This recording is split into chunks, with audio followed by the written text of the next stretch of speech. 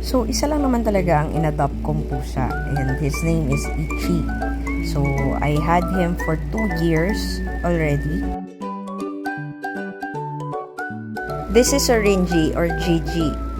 Hindi ko po siya cat, pero pinapakain ko at pinangalanan ko na dahil naalala ko si Chichi, yung mommy ni Ichi, pag nakikita ko siya.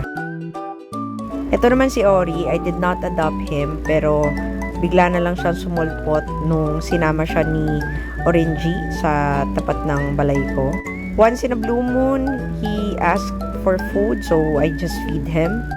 And dahil di ko alam kung baby daddy ba siya ng mga fur babies ni Orinji, so sige lang, pakainin lang natin siya.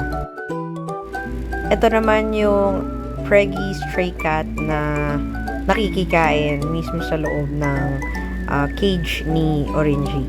Hindi ko alam kung friends ba sila, pero pregnant siya and I guess friend siya ni Orinji. Sinasama niya kasi doon sa kanyang cage and inaalaw naman niya. Ito, last unnamed Preggy stray cat. So, feeling ko hindi sila magkasundo ni Orinji kasi inabutan ko yan minsan parang nagsusungitan sila. So, baka frenemies sila kasi simula nang dumating si Orinji, bigla na lang nagsusulputan ng mga Preggy cats, stray cats dito. So, ayun, ang dami na pong pusa.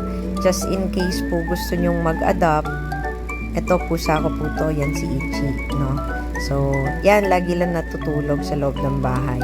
Pero yung mga pinakita kong pusa a while ago, just in case po gusto nyong i-adopt and you want to give a loving home and you want to be a fur parent for them, magsabi lang po kayo, bigay ko po sa inyo para meron naman silang loving family.